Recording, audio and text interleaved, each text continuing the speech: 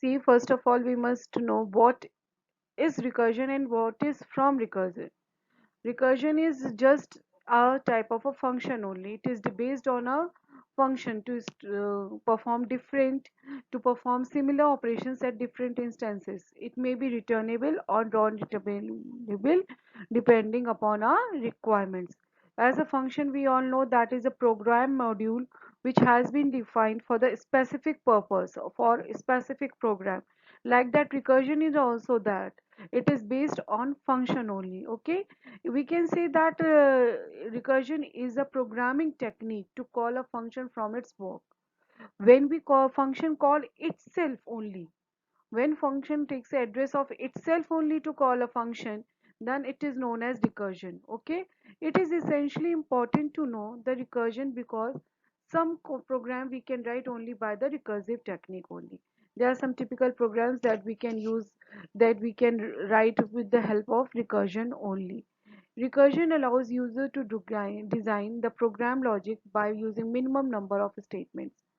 Hence, program code becomes clear and easy to understand. In recursion, it is very much nice. We can say there is a facility that we can design a program in a short way. There's a long way, it is not needed. So it is very easy for a programmer to do the program, and it is very clearly too easy to understand. Now here we will see what is recursion. The act of calling or invoking a same function with or without parameter within itself. When we call or invoke same function, the same function for which we have made, whether it can be a parameter list it has got or not, then it is known as recursion. See here the example we have used, this is returnable print data function, and here print data control comes here, and here is a print data, means calling invoking within itself. A function is invoking within itself. Okay, this process is known as recursion. Okay, a recursion makes the code very small and clear. In it is very recursive function uses condition to terminate. First, when we write out the recursion, first we write out the function, the thing that is to terminate, and it is known as base case. We use it as a base case. As the condition for the base case is true, the control terminates the function, otherwise it keeps calling the function again and again.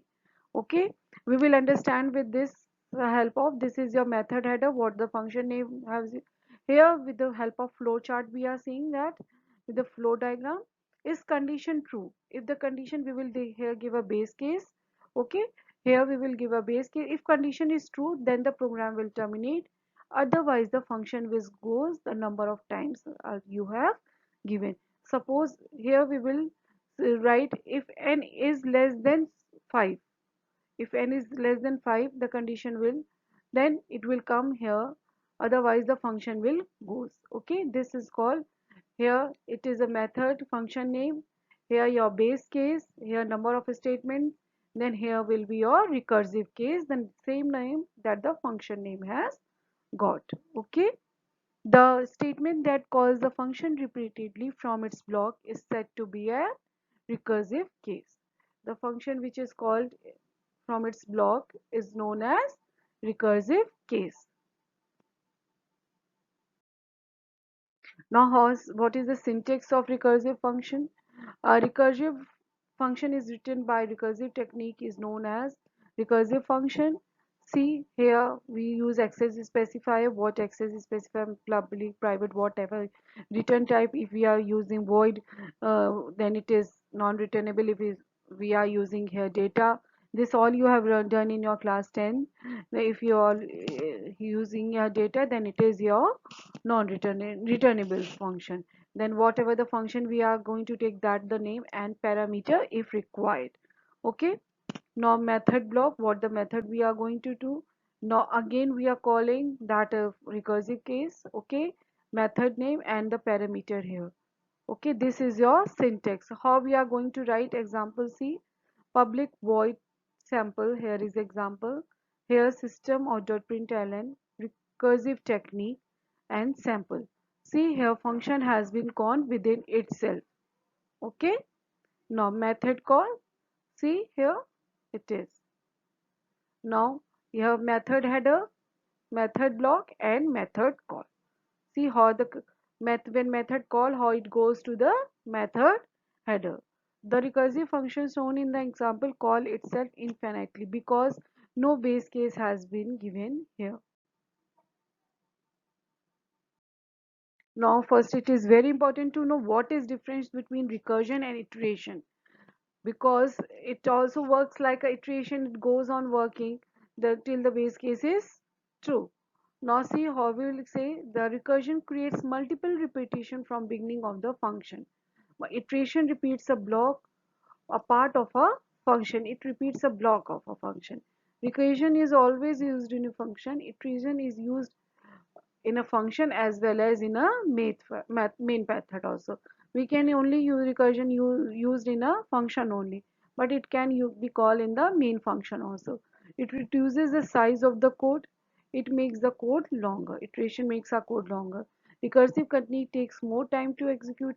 It is well known that recursion technique takes more time for the execution, but iterative techniques takes less time to execute.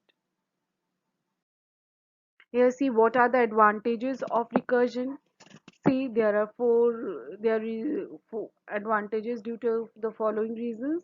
First is minimum number of variables are used to develop the logic. We use minimum number of variables to develop a logic. A function calls is a various time. The application of iterative loop is ignored. Within a function, when we call a function, then we do not use iterative use because a function only itself helps as a iteration. The recursive algorithm is precise, readable, and efficient. It is very much clear how we are going to write, easier to debug and obtain error-free result. It is very easy for us to find out the error, and we can easily remove that error also in the recursion technique. What are the disadvantages? The disadvantages are also there for the if anything has a head, then it has also got a tail.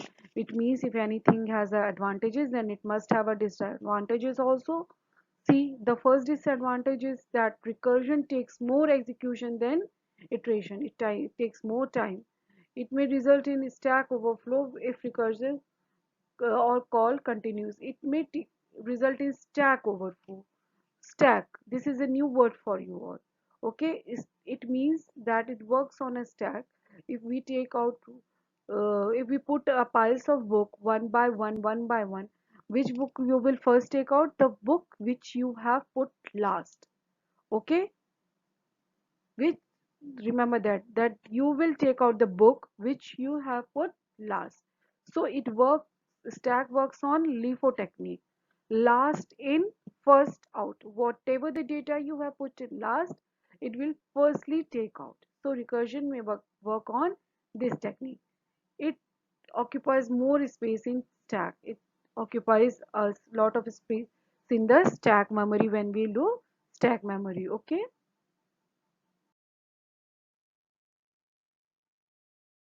Now, definitions of base case. What is the definition of base case? A predefined and pre-calculated condition given within the recursive function that helps in terminating the recursive process. The base case is very important because it helps. This is our base case. If z is greater than equal to 7, then it will terminate. Otherwise, the function will goes on. Okay. Then we can say the base case can be for the termination of the recursive functions. Okay.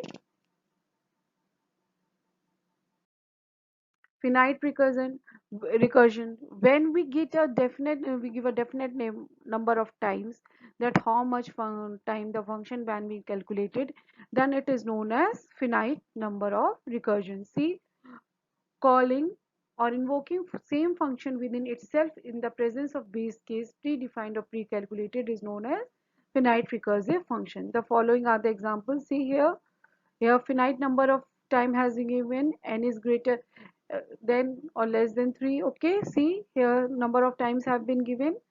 See, all of you go with through with this. So it will work for a number of times, that is then it is finite recursion.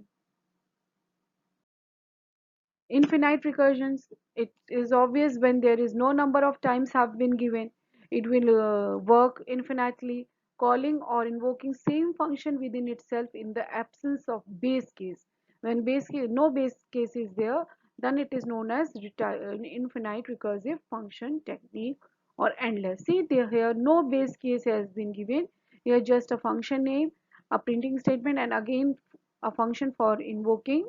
Okay, so there is absence of base case, so it is known as, it will just give a output and it will output goes on, so it is known as infinite recursion.